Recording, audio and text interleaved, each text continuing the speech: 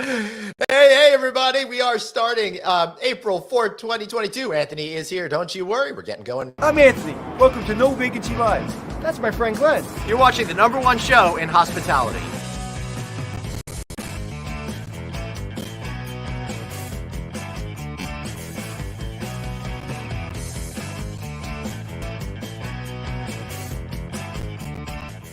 Hey, everybody. Happy Monday morning. I'm Glenn Hausman. Anthony Melchiori is here. Let's see how his internet service is working. Well, Anthony Melchiori.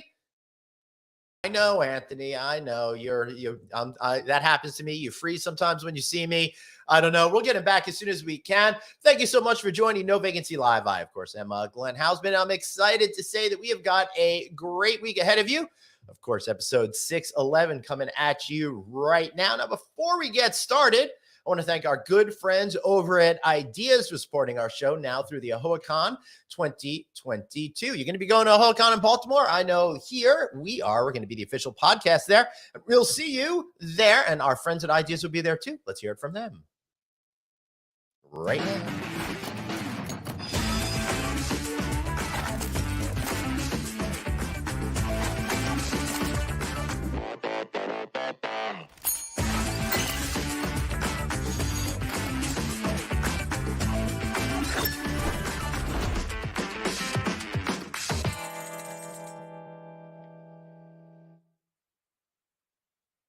Them out at ideas.com. That's ideas.com. Anthony's looking for a place to get better cell service. But why shouldn't we get started? You probably are saying to yourselves, Glenn, where are you? Well, I am not at a Home2 Suites today, but I do have Leonard Gooz with me, global brand head, Home2 Suites by Hilton with us. His first time on No Vacancy Live. Let's see how it goes. Might be his last. We'll see what the PR team thinks about that. Leonard, great to see you, man. It's good to see you, Glenn. How are you? This is great. I'm so excited to see you. So you're celebrating 10 years of Home2 Suites. And before we get started, I want you to know, when this brand started, I was like, these guys, they're late out of the gate already. This extended stay thing, it's already happened. Now, suddenly, one of the quickest brands to make it to 500 hotels. You're showing absolutely everybody extended stays way it would be. So congratulations on that and proving me wrong. Thank you, Glenn. Little did we know how valuable the extended stay segment will become, right? Right? And, good times or bad times, that's one of the most beautiful things about this segment is how well it does, no matter what's going on in the world and the economy. And very excited to spend some time with you. And the lobby looks suspiciously familiar. It looks like you're at a Home2 over there. I am at a Home2 Suites in Houston. I think I want to say West or something like that, but it's a pretty good picture. All right, let's see if it's going to work. We're going to take a step here and see if we can get Anthony here outside. Anthony, what's going on? Hey, good to see you. I actually, I was in my room with the Wi-Fi from the brand I'm staying at, and apparently it doesn't work. So I came out and I'm sitting on this ledge. Beautiful. Hell, we'll make it work. That's what entrepreneurship don't show the is all brand about. if you're going to brag on their internet. No. If you were at Hilton, you would have internet, Anthony. You gotta switch. Did I? Oh, I didn't mean to show the brand. Sorry. It's good. You didn't stay on it too long, so. But if I fall, it's a little bit of a fall, so I got to be careful. All right. Well, is your insurance paid up, Anthony? That's what we're all. Actually, it is. Actually, I'm a little bit overinsured, so I'm good. So we just started talking with Leonard Gooz, and for those of you tuning in right now, he's the global head of Home2 Suites by Hilton, one of the fastest brands in our industry to make it to 500 properties. Anthony, I want to get started with Leonard because I think what's really interesting about his story is he started out at the property level. I'm going to guess in college, was it, Leonard? It was actually pre-college. Pre-college in high school. That's pretty cool. And then you kind of worked there for a while, but then went on to a totally different career with like ADP and Gallup and EY before making it back to Hilton. So what did you like about hospitality and why did you leave hospitality? There's not much not to like about it, right? I mean, Right. It was candidly. Well, it is the holidays and the 24 hours, 7 days a week, and the 18-hour days. There is that. You can work double shifts, you can just change midway through the way. But candidly, it was my way of paying for my college. I was a get off the boat. I came up from Europe for just $200 in my pocket, and I was ready to go to college, and I had to rub a couple of pennies together so I can pay for it. And one of our very good family friends is actually a hotel owner and developer up in Bellingham, Washington. His name is Mike Hollander, and he's the one I should thank for getting me into the hospitality business. And Glenn, it started with literally, I spoke no English when I was 16, just sweeping the parking lot, doing all the maintenance work, pressure washing in the morning, went home, showered, came back, and then it was working the front desk. And the people were like, wait a second, weren't you the guy hanging outside of my window pressure washing me earlier? And it's been a great journey. And look, ended up going to college, went to go to law school, ended up pursuing the business track. But when I got into the corporate and consulting area, Hilton became one of my clients back in 2008, 2009. And it was just a wonderful way of marrying up all the property experience with the corporate experience. Right. And here we are today. It's truly a dream come true. So where'd you grow up? What country are you from, for those that don't know? I'm from Slovakia, from former Czechoslovakia. That must have been a really weird time then, because you were probably born when it was Czechoslovakia, but then it split up in your life. I was there when the Berlin Wall came down. I was there when we voted to peacefully separate. Wow. And I put my name in the hat for a couple of colleges, was lucky to get a scholarship, and then came over all by myself. And here we are. Where'd you go to college?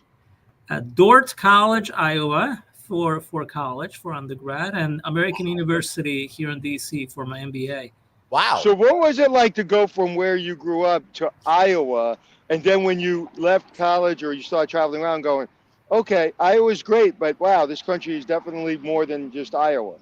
Well, Anthony, I got to tell you, so the first two cities I experienced were Los Angeles and Seattle, which are beautiful cities for those of you who experienced it. So I got scholarship offers in California, Michigan, and Iowa. Iowa gave me a full ride for academic kind of achievement. And when I arrived in Iowa, I thought it was going to be just like LA and Seattle. And so this is not back in the day, you just like do like Google Earth and check out what cities are like. So when I arrived, it was quite an experience.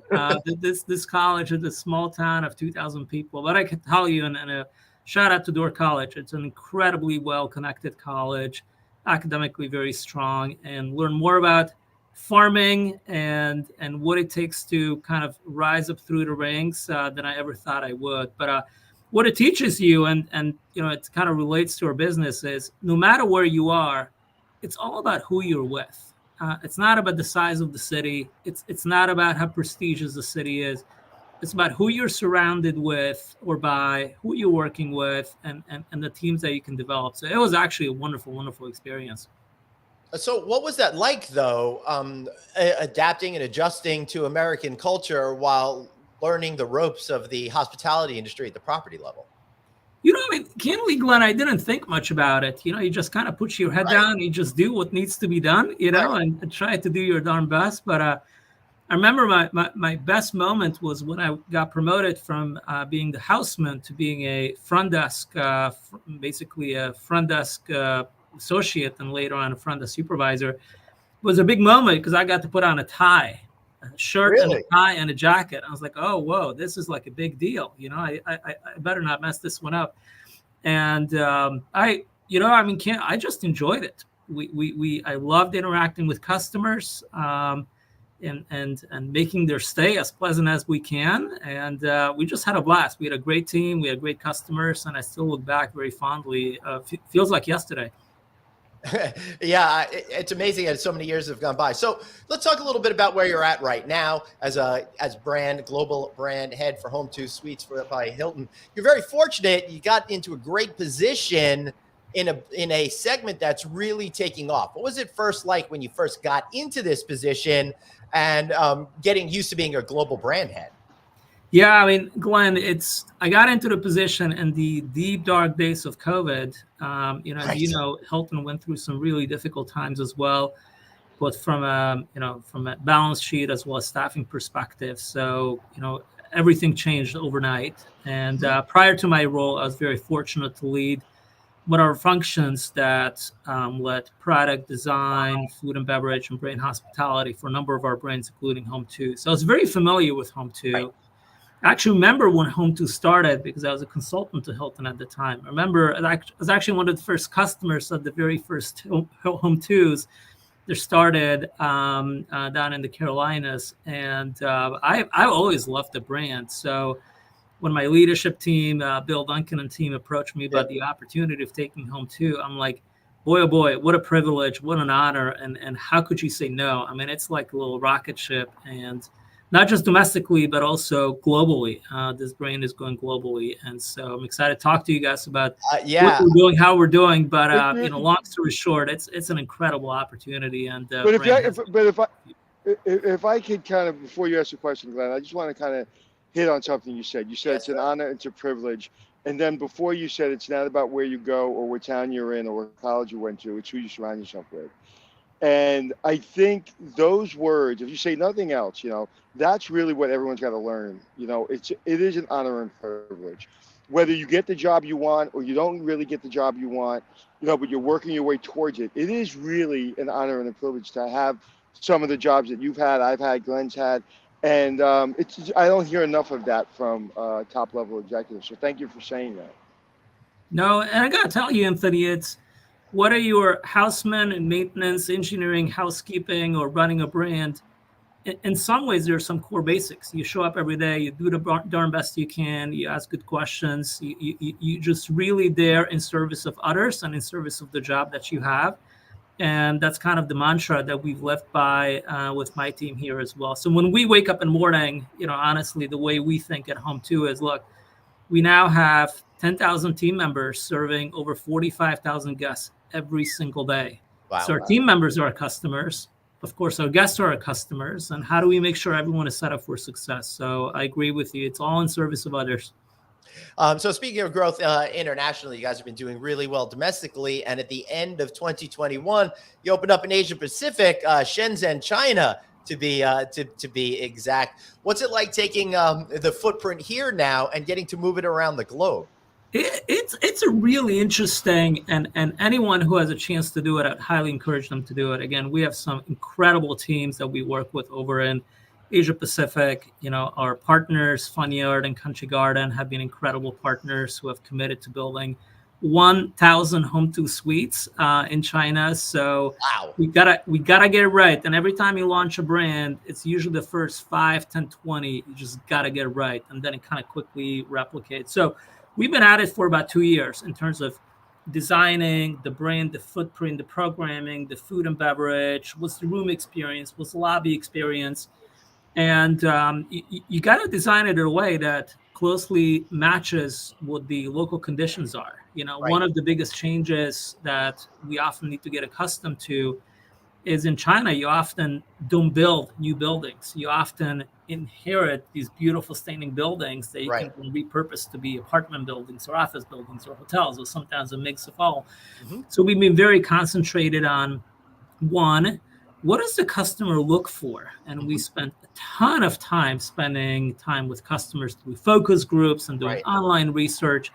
And what was interesting with our travelers in China is there's actually great demand for an extended stay kind of product. When you look at kind of secondary, tertiary cities, it's more about having a recognizable brand like Home2 Suites by Hilton. The by Hilton is very important. That gives you certain levels of comfort around cleanliness, comfort, quality, the way it makes you feel like. But as the rising middle class and all the entrepreneurs are traveling, Glenn and Anthony, guess what are some of the amenities they're most excited about? They don't have today. In China? Yeah. A soft the toiletries. That's a baseline. They do have those. Well, because I remember being over in China and the beds were like super hard. And that was supposedly a positive thing. Therapeutic, right? I would say they're getting a sampling of some maybe American breakfast fare as well. So breakfast, housekeeping, baseline core amenities, yes. But a piece that's uniquely positioning Home2, what we found is customers actually have a great appetite for this concept of living and traveling. So having a sofa and the bed that gives you the comforts where your kids can just kind of sit down and read or watch cartoons. The kitchenette is going to be a big hit. It's a little bit smaller fridge than we have here. Microwave where you can prepare your meal. People don't necessarily cook in the rooms because delivery is so advanced, so much more advanced than in our country. But a place where you can kind of prepare your meal.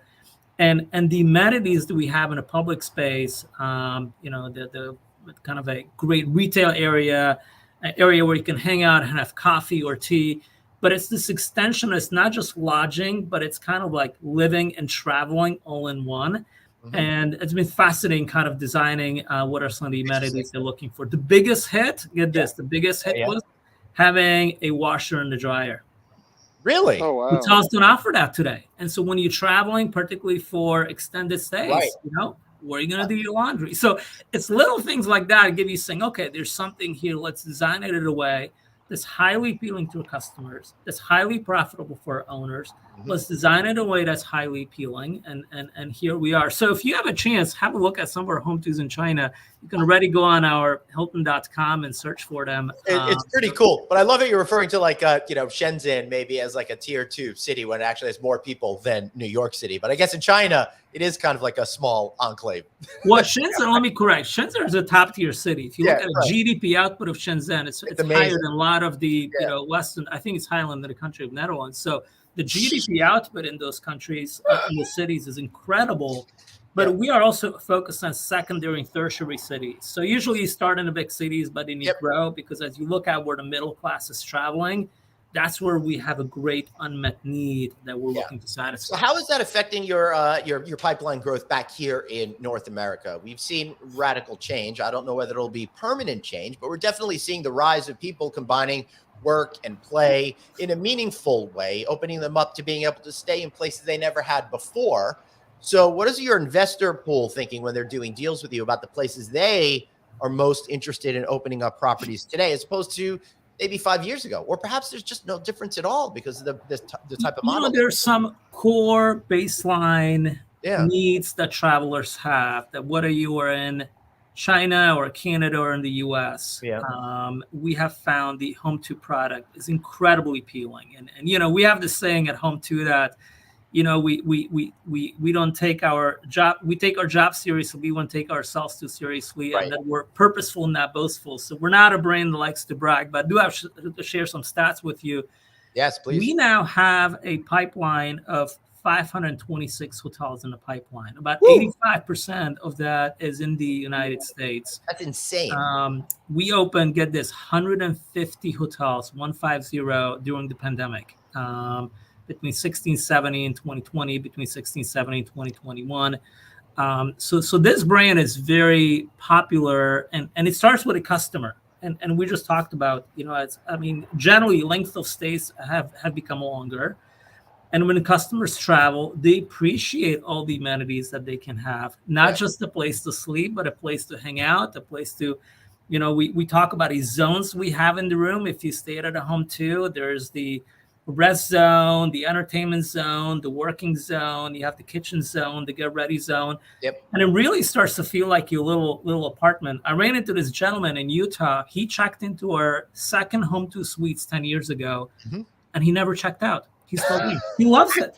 This gentleman, he's a scientist. He absolutely loves it. He's like, this is my home. This is my apartment. I get awesome. I get breakfast every day. So the value you get is very hard to beat. Yeah, it's amazing that Americans are finally realizing what a great value this is. I've been like back in 2011 when I was saying the ship had already sailed on this category. It's because I loved it, right? I was already utilizing it in a meaningful way because you get so much more space and it's just so much more civilized if you're staying for a number of days. Now, if I'm at a conference for 2-3 days, I don't necessarily need that space, but I do like it. And it feels like the right amount of space. It doesn't feel like it's too big where you don't know how to use it, but you never feel like it's too small. So Leonard, go on. I'll give you a little bit of a secret of what makes Home2, because if you look at our RevPAR performance, we finished the year at $85.20 last year. And this is a mid-scale, upper mid-scale kind of brand. So we're pretty much back to 2019 levels. And what makes Home2 so successful in the eyes of customers and owners, that it can act both as an extended stay brand, probably around 45% of our occupancy is extended stay, but it can also act as a transient brand. A lot of customers just come in, spend just a couple of nights versus 5 plus, 30 plus. And so it has this adaptability where you benefit from both. So your point, Glenn, it's very thoughtfully put together, the spacing, the amenities, the flexibility, but it's the ability to play both sides, the extended stay side and the transient side is kind of what makes it so compelling to both customers and owners. Yeah, I agree. Anthony? Oh, wow. All right. I felt like you for a second. I'm still here. You're not jumping in. I wanted to make sure you maybe you couldn't hear us, so I wanted to make sure you knew it's your turn, baby. Oh, I can hear you perfectly. I don't know if you can see me. Can you see me because of the sunlight? Oh yeah, we can see you straight out of a rap video from 1997, based on that angle there, the camera. Well, what it is I keep trying to put it down because if I don't, I have to hold it like this, and my back's starting to hurt because I'm sitting on the wall. But I have two riveting questions. One, did that gentleman really never check out? And two, how's your Mandarin? Mandarin is learning, so we still got some ways to go. Is it harder than English to learn? Oh my God. It is much harder. So I learned a little bit of Arabic when probably about 20 years ago, and that was challenging enough. Mandarin is harder than Arabic, I can tell you that. And the gentleman's doing great. And I'm meeting more and more customers who are spending more and more time with us. Did he literally never check out a hotel? Is that where he stays? It's become his home. It's insane. a longest staying customer. That's absolutely incredible. Well, I'm sure he's getting a good rate on that being there for so long. Leonard, how are you seeing now, like, shifts in the way that people are utilizing the property, if at all, now that everybody's kind of jumping on to being digital nomads and that sort of a thing? 'Cause I think there's a lot of legs to this particular trend that's going to be happening now. We saw it before the pandemic. It's been accelerated since the pandemic. How are you thinking about your prototypes now and how it all fits into the emerging digital nomad lifestyle and the way that people want to live and work now? Who are you talking about, digital nomad? I'm sitting on the wall doing a live podcast. I am the king of digital nomads today. And you're a nomad because you're wandering, right? Leonard, how are you thinking about that? You gotta embrace the digital nomad, but you gotta also recognize there's some core basic human needs everyone still has. And look, we're still in the business of people serving people, no matter how digitally interconnected we are as a world or as a society. So there's a couple of points I'll share with you. I mean, look, Hilton was one of the first brands to really go strong on a lot of the digital check-in capabilities. Today, about 30% of all of our check-ins, and Home2 is a great example as a brand, we're 100% digital key enabled. So you can, through your Honors app, you can choose your room, you can check in, you can go straight to your room. And about 3 out of 10 customers do that. But even if you're those 3 out of 10, you still like to come down. You check in, you get settled, you come down, you ask questions. Hey, what's around? Particularly if you're staying for 2 weeks. Where do I go to get groceries? You know, maybe I'm traveling with my pets. What are good kind of walking trails? Or maybe I want to go jogging. So the team member guest interaction is ever more important. So the spirit of service, quality, listening, connecting, these are all areas we're very much doubling down on. So the digital nomad piece is, yes, all in for digital because it creates efficiencies, a more streamlined way of just get to where you want to be. But every human, no matter how introverted you may be, wants to have some human contact sometime. And, one of the first things when I started, had the opportunity to lead this brand, I actually went out and spent a couple of weekends. And I was amazed of how customers connect with each other. So at Home2, you have these beautiful areas like the fire pit, the grilling area, right? And people just hang out. It's like, hey, so I work for IBM. I'm doing cabling for the Metro, whatever.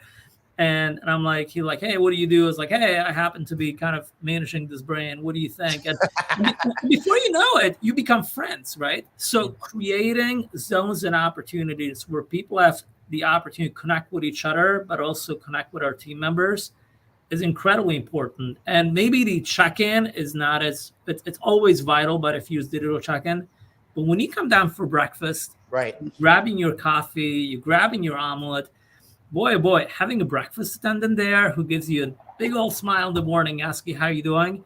We're seeing that is one of those eternal truths that will never go away. And so we're very much doubling down on the people serving people aspect of hospitality as well. Yeah, those touch points are becoming more and more vital because there are less and less touch points, and they're so vital. I actually smelled the breakfast from my room. I was like, oh my God, I've got to go have a little breakfast. And then I realized I'm in Arizona. I thought I was on a 2-hour time difference with New York, and realized I'm in a 3-hour time difference. So I didn't have time for breakfast. I had to go find a wall to sit on to do the podcast. But the smell of breakfast got me engaged. I never know what time it is in Arizona. Ever. Yeah, I know. It depends on what part of Arizona you're in, right? Well, yeah, they also don't do daylight savings. They don't do daylight savings time. So now they're back to what they normally should be. And then the rest of the year, when we change our clocks, they don't. So it's a 2-hour time difference or something. I don't know. Or it's I don't know. I missed daylight savings altogether this year. I'm like, why am I up so early? What's going on? Like, why all the clocks up? So what's the one thing in talking to guests and really absorbing this brand as you do and loving the brand the way you do? What's the one thing as it's being developed that you were surprised about? Even now that somebody said something, hey, how about this? Or we don't need this, or you need to implement that. Is there one thing that stands out? I'll give you 2 points, Anthony. One that surprised me the most. I mean, when you involve with the brand from a design and prototype, product, FMV, service personnel, you know the brand inside and out in terms of on paper, PowerPoints, you can pitch it, etc. But when I actually started spending time with customers, right, what struck me is, I'll never forget this lady. She worked for an Army general, and she traveled with him. And I usually, when that's been quite a bit of time in the field, I always ask customers, like, hey, tell me your story, what brings you here, that kind of thing. And she said, look, this is my home number 2. Like, my home, my true home is where we live, but with how much time we spend, this is my home number 2. So that's where Home2 will always stay at Home2. And people are truly embodying this, becoming their home. We have customers for all kinds of reasons. Sometimes they're relocating, sometimes they're traveling, sometimes, sadly, their houses may have burned down. We have a lot of insurance-related claims. And what I didn't realize, Anthony, is the importance of how much our, not just product, but kind of what I would call the soul of the hotel is feeling like home for our customers. And therein lies our opportunity as well. So it's a strength and an opportunity. And an opportunity is, look, I mean, with as much, you guys know it, I mean, there's so much turnover happening in this industry. And one of the biggest differentiators we can have is, how do you serve those customers? So look, close to half of our occupancy is over 5 nights. We have a unique opportunity to get to know those customers, connect with them, bond with them, ask them where they're coming from, what are they going through. I have this saying, it's not about what brings you here, it's about what brings you to town. And the more we can help our team members, whether you're front desk or GM or housekeeper or a breakfast attendant, just have the ability to connect, it will make their jobs more meaningful, and it will make the customer stay more purposeful as well. So that is kind of, Anthony, both the strength and opportunity. Is we so often obsess about room sizes and square footage, and don't get me wrong, I'm all about games of inches, and we got it down to every single inch to make sure this thing is performing for you. But as the spirit of, we have this wonderful spirit of the free to be your culture that gives you creativity and inspiration to get to know your customers. I knew it's there. I didn't realize how much more potential that has. Yeah, I've been calling hotels home for a long time, meaning when people say, what's the difference between a hotel and other businesses, I go, well, hotel's your home. And I've done keynotes where I talk about Maslow's hierarchy of needs, and the first 3 are safety, security, food, water, shelter, all within these first 3 needs. And that's what we provide, whether you're a 5-star hotel, a 1-star hotel, extended stay hotel. And that's the soul of our business. And I think too many executives don't realize that, because they get caught up in selling more franchises or selling more brands.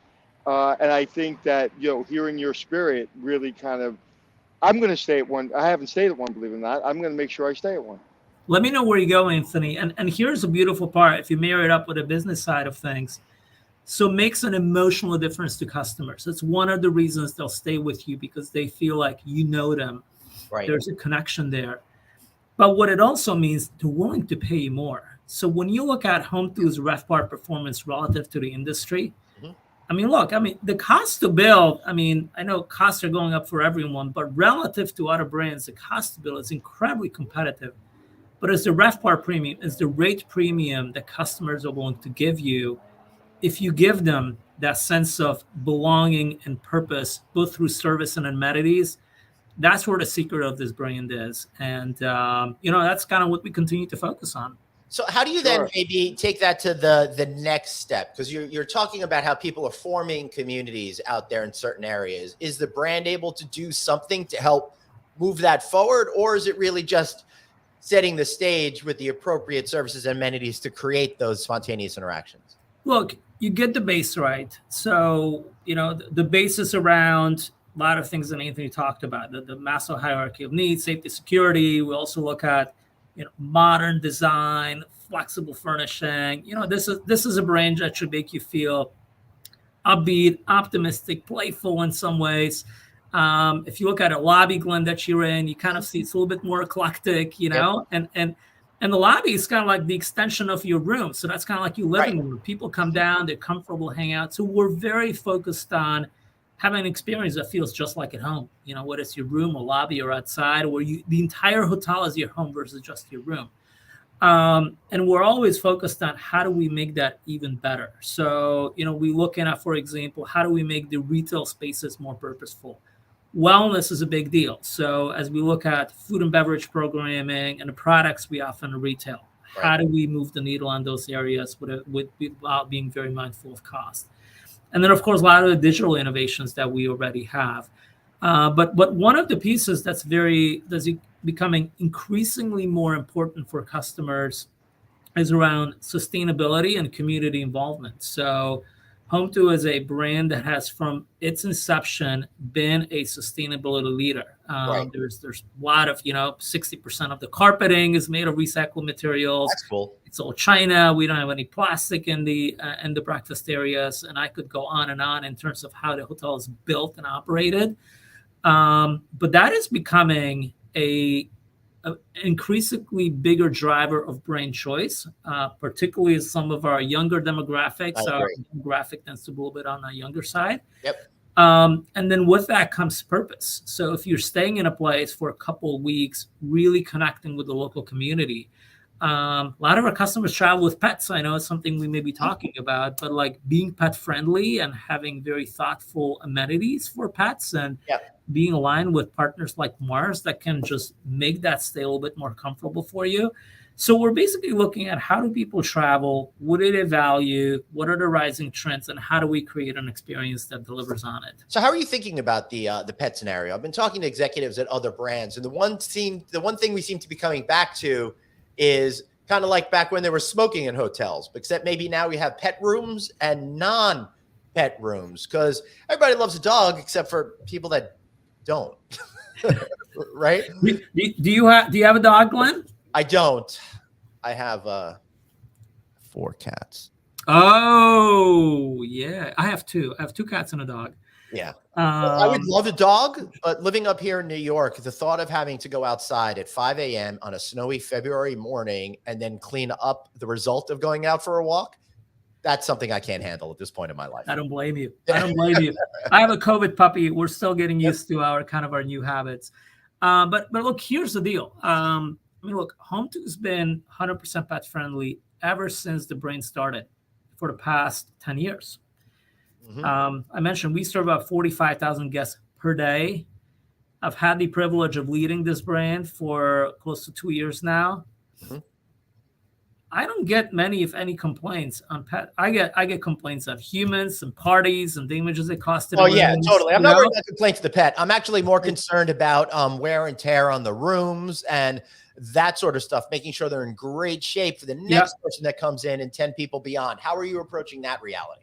Yeah, so look, there's a couple of key imperatives that we're looking at. Mm-hmm. Number one, and we looked at what do customers really care about. Number one, it's about having harmonized pet fees. pet fees have been candidly in the industry all over the place. So something that's consistent and reasonable, that covers your cleaning costs, addresses your long-term condition issues, but something your customers would truly consider pet friendly. Yep. Second one was nail and cleaning the cleaning protocols are so incredibly important. So when you walk into a room, whether that room has or has not had a pet in them is incredibly important for you to say, I can't tell if there's. And I would say theoretically, all the additional protocols you all put in place over COVID should handle all of that and more. And so we've doubled down with Ecolab, who's one of our core partners on it. And we're using the latest science, the latest kind of chemicals that are incredibly effective in terms of both day-to-day wear, but also every once in a while you may have some accidents. One of the things that we're kind of designing for all of our brands going forward is having carpet like carpet tiles. If there's an accident, you can just stare at carpet tile out, put a new one in. So it's all about making sure that whatever room you go in, it's super clean. If you have allergies, there's no big issues. And candidly, it just has not been an issue. We've been at it for 10 years. The third area that we're looking at is what I call responsible pet ownership, aka barking dogs. So you can imagine when you have one dog in one room, another dog in the other room, and a housekeeper comes down with the vacuum cleaner, right? It becomes quite a game. Yeah. And so we're very focused on equipping both our team members and our customers with tools and resources, what they can do to keep their animals calm and well-behaved. And that's where our Mars partnership comes in. Mars has been there, just like we're leaders in the hospitality business, they're leaders in the pet care business. They serve about 1/2 of the world's global pet care population. And we're giving our customers and team members free access to what we're calling a pet on-demand service. You can call with any questions. I'm getting ready for my trip. What should I bring? How do I get them to calm down? Yeah. And so we're very focused on making sure customers, team members feel well equipped. We got to write cleaning protocols, and then we got to write fees. And knock on wood, when we launched this, Glenn, it's been overwhelmingly positive. I mean, this has been one of our biggest PR media hits last year. And do you sell like doggy treats and stuff like that in the shop?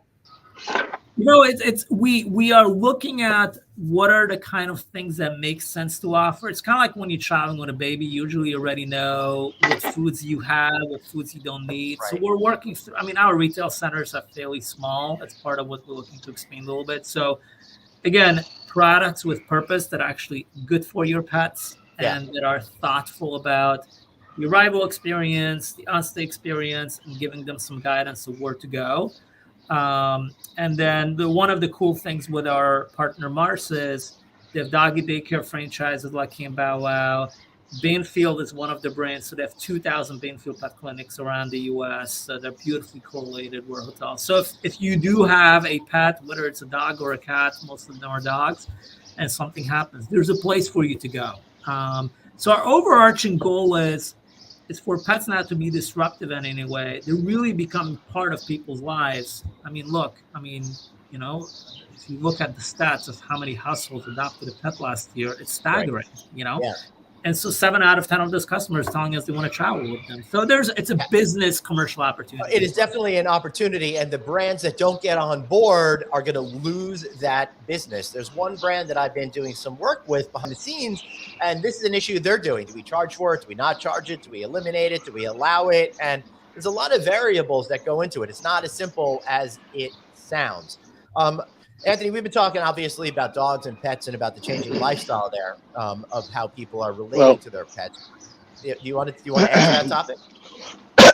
Limiting it or not allowing it, like I think we're talking about 10 years ago. Because if they're still having those conversations, I think those people really need to get out of the hotel business. Number one.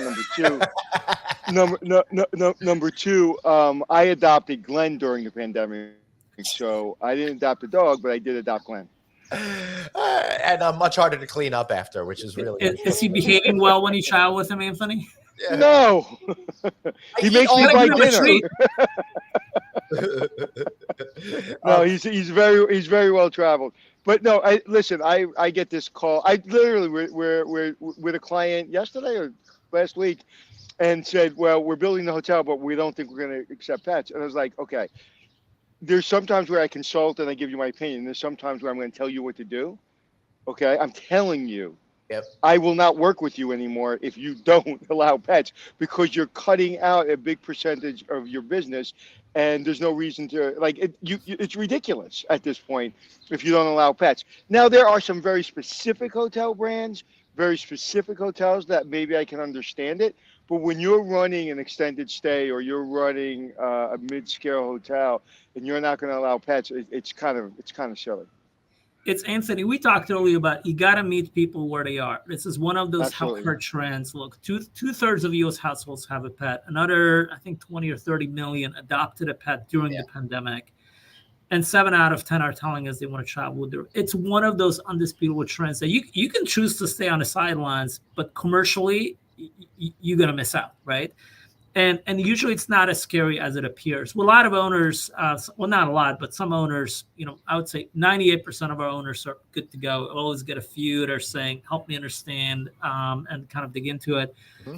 But what oftentimes people don't realize, you like service animals, you have to accept them by law. You already have pets staying at your hotel. By law, you have to accept them whether or not you're pet friendly. So hotels already figured out. We're just creating a little bit better programming around it to make sure we're delivering on our. And listen, we got rid of carpets. Most hotels are getting rid of carpets in hotel rooms, and that's a big deal. And Anthony, Leonard was also what are the two animals by law you're supposed to accept?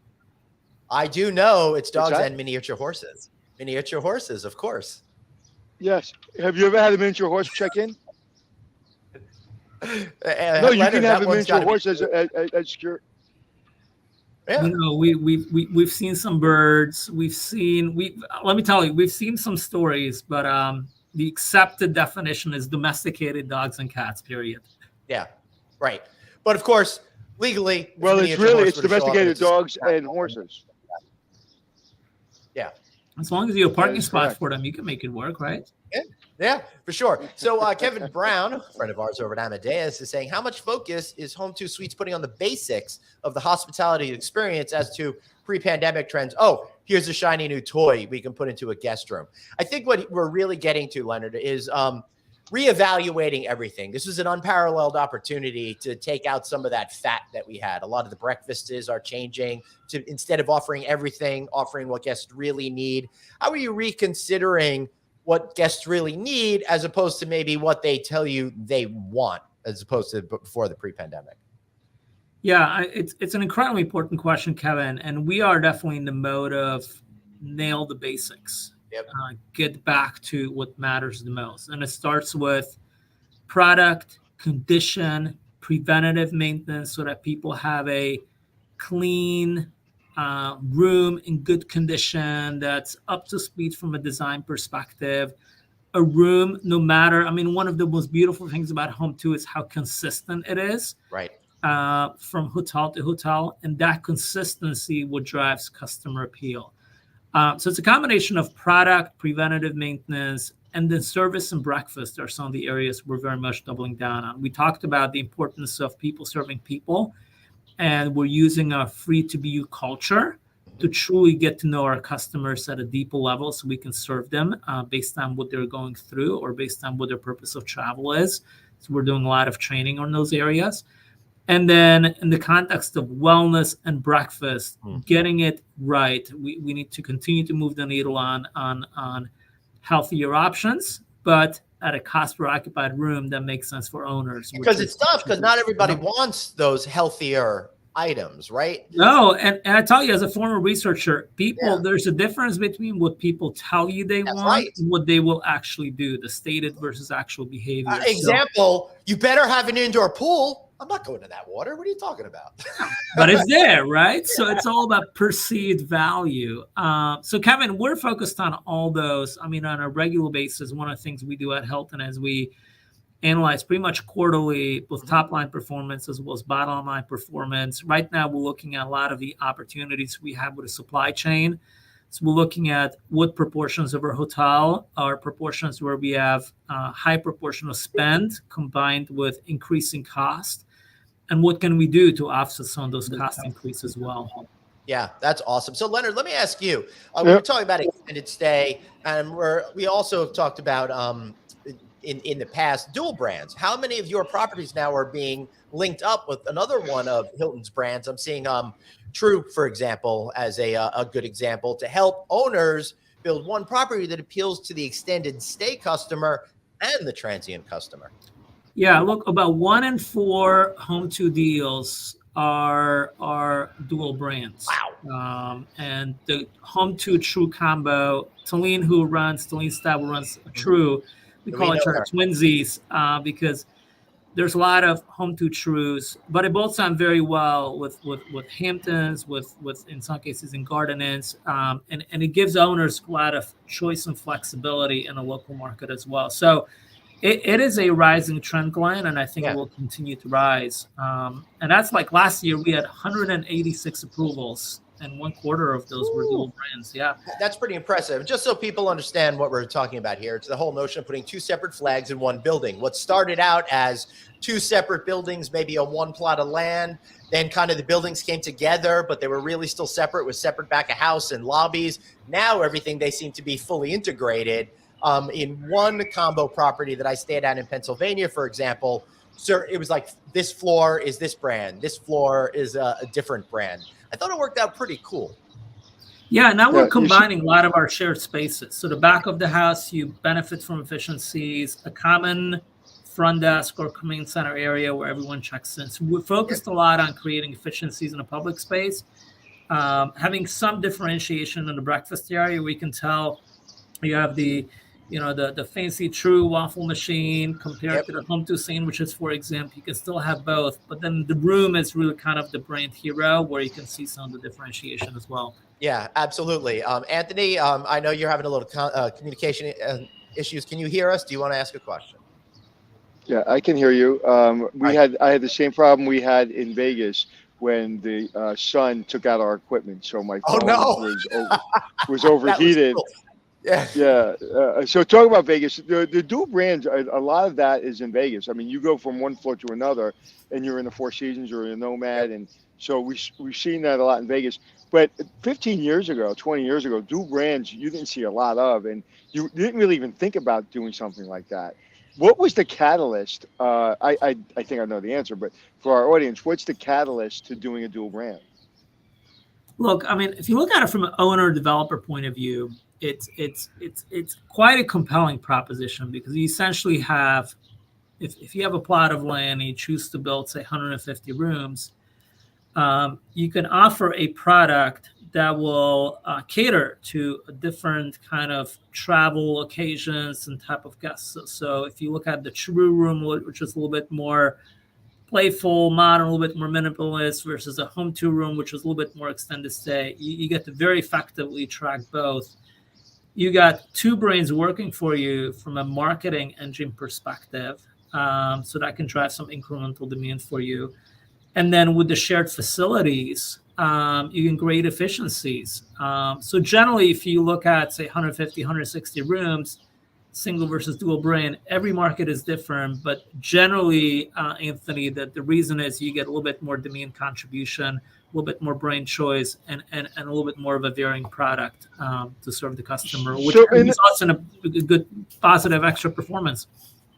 In the last 10 years, 15 years, with all the brands kind of developing more and more brands, and with really people choosing location, price, and cleanliness as their top 3 indicators, how are you separating your brands? How are you really differentiating between your brands? Because really, when I look to travel, matter of fact, the reason I'm staying at this hotel is because it's right near the airport, and I need to be at a wedding later, and then I'm leaving first thing in the morning, and I just didn't want to travel all over the state of Arizona, so I figured I'd stay close to the airport.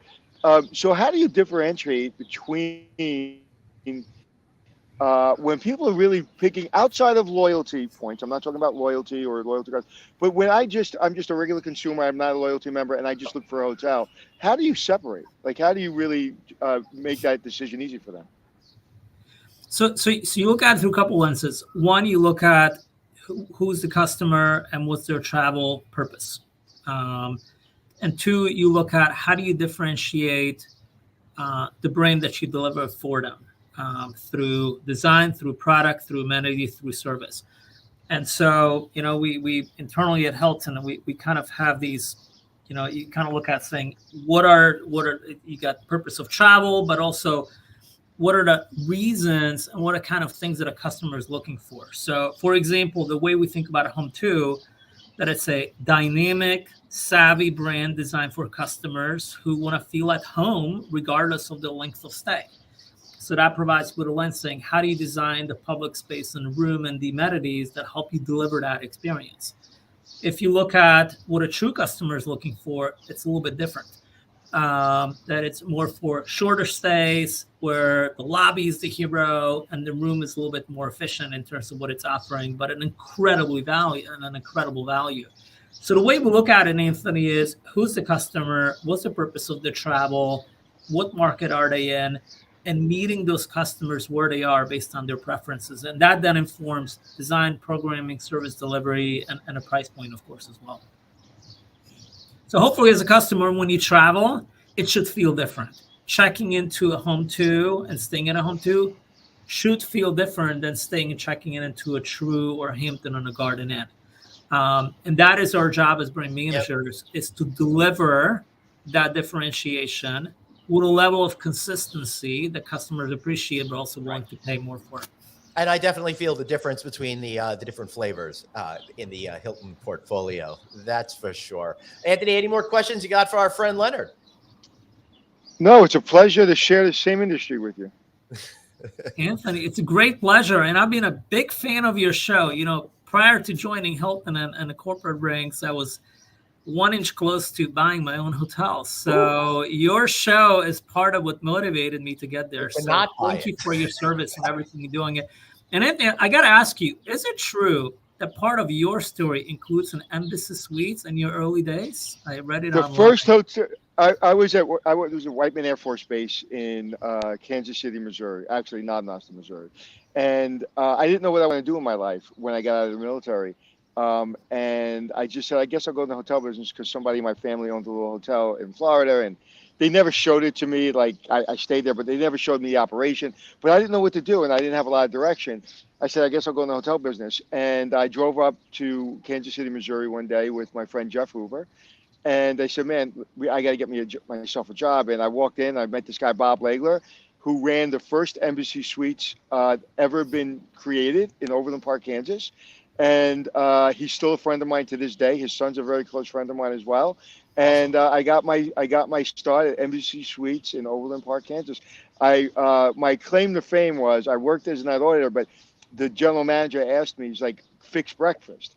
So I said, okay, I'll fix breakfast, because the line at Embassy Suites was very, very long for breakfast. And all I did was set up 2 banquet tables on the other side and put chafing dishes, and I had 2 lines. And all of a sudden I became a genius. So that was my first claim to fame in the hotel business. Well, glad we have something in common, Anthony, not just the industry, but a little bit of Hilton DNA. So really good to meet you today. Yeah, oh, thank you. Pleasure. So, hey, Leonard, before we let you do a shameless plug, when was the first moment at that first job you said, you know what, I like this hospitality thing? So part of what I used to do every afternoon is prepare baked cookies, which just make the lobbies more beautiful. You get a coffee and the cookies, and immediately puts people in a good mood. And it's when it kind of really clicked is, when you're in a job and time just flies by without you and realizing it, like kind of when you're in the 100%. zone. And no matter how busy you are, I remember it's those old phones that were ringing, and you're doing the key cards, you have people lined up. And no matter how crazy and chaotic it was, you just had fun. You just enjoyed it. And to me, I always think about, and often when I'm helping others kind of explore careers, to me, it's always the intersection of what do you love to do, what are you good at, and what purpose can you serve? And to me, the hospitality business just represents all those 3. There's candidly, in my view, not much not to like about it, because you're creating positive experiences for others, you're helping them, and you're doing it in a way it's actually profitable, which produces positive benefits to local communities, job creation, and all the things that we live for. So it was really kind of that front desk moment, lines of people saying, this is fun, we can do this. It's interesting. I never thought of it until you just said it. I've never like looked at the day and go, oh my God, I'm still here. This is such a long day.